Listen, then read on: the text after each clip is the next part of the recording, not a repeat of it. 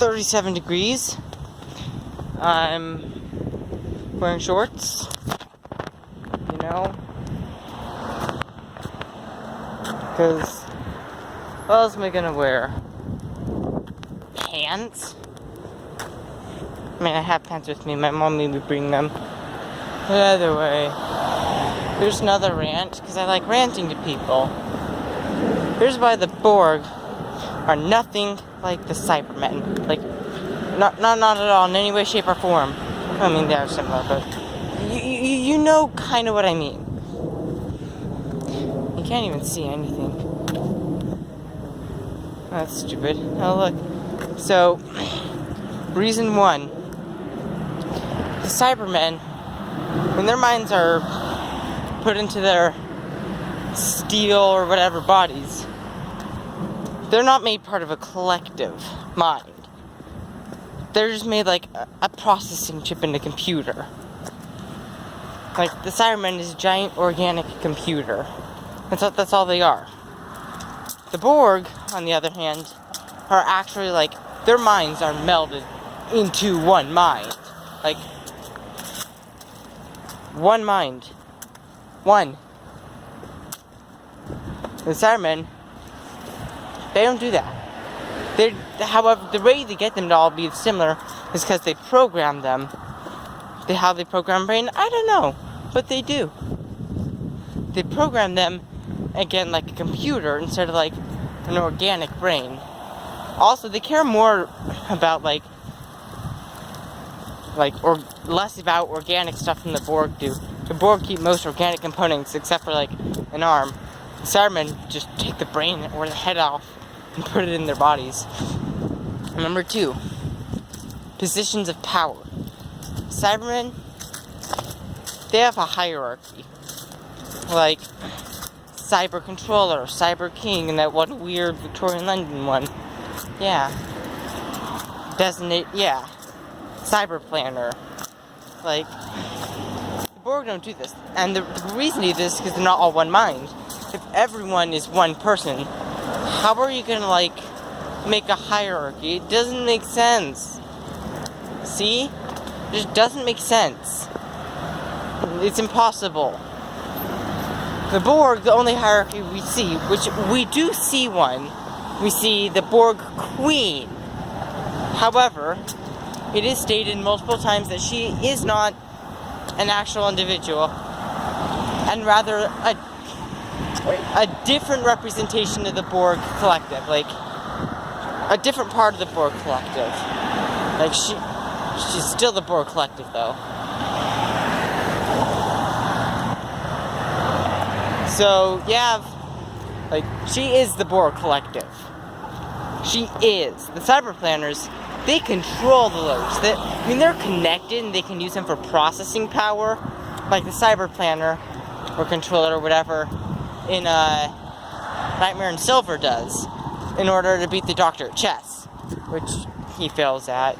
The Doctor definitely won. So they can do that, but it's still not. It's different. It's a hierarchy. It's very, very different. And of course, there's physical differences. This is one of the places where I think the Cybermen do better than the Borg. Like, seriously, Borg? Bullets will kill you. Tommy gun killed how many of you? I don't get it. Dead or alive. Like, seriously. But the Cybermen, their bodies are actually completely, like, mechanical. So, and it's harder to destroy one too. Like, they had to have a giant weapon to destroy it. It was insane! Like, and had to charge up, and you had to hit it in the center, or else it would, like, not work. And they adapted to it. Not as fast as I think the Borg would, though. Borg would, I think, adapt better than the Cybermen. That's another reason, adaptability. Like, the Borg are a bunch of individual minds coming up with ideas that are merged into one mind. So, it's one mind coming up with billions of ideas on how to stop the phaser that's being shot at them. What I don't get is why they aren't permanently adapted to something. Like, they meet the Borg in one season, next season the phasers work again. I don't get it. Plot armor. That's why. I can guarantee you that's why. It's all for the plot. I mean, there's always other reasons. But, you know, you can't see very well. Okay. Ships. Cybermen aren't as minimalist in their design as the Borg are. The Borg have like the simplest design you can have. It's just a cube. Like that's it. That's all it is. It's a cube.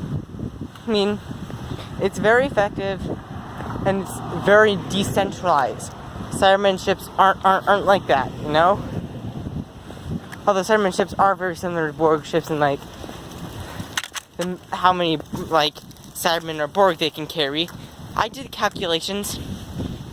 If Borg take up 0.01% of a volume of a Borg sphere, there can be a maximum of 2.7 million on a Borg, not a Borg sphere, a Borg cube. 2.7 million. Now, they don't put it to this. It was stated by 7-9 that like only hundreds of thousands died and like 12 ships were destroyed in the Omega Directive. However, because I hate that episode, I'm going to declare that not true. I want to, and I can do that. So yeah. Those are reasons the Borg and the Cybermen are nothing alike.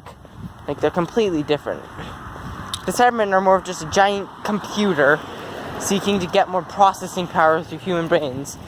And the Borg are trying to achieve biological and technological perfection through the assimilation of technology and, you know, biology.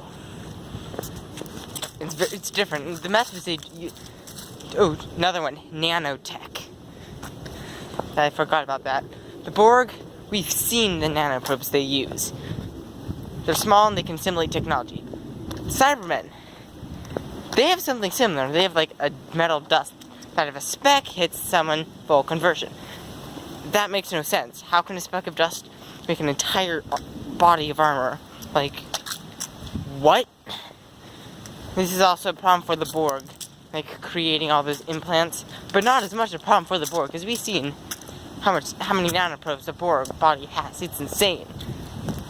And Cybermen dust is meant only to assimilate biology and not technology. The Cybermen don't assimilate technology, just fact. Well, they do by upgrading and taking others, but the Borg actually like assimilate it as if they would assimilate like a person.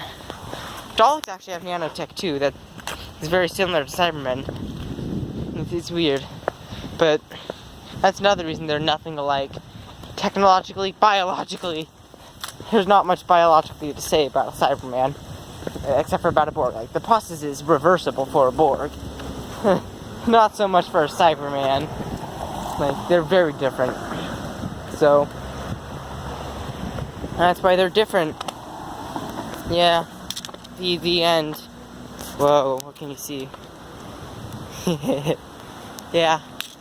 That's why the Cybermen and Borg are literally nothing alike. I'm trying to think of another reason, but I can't think of any.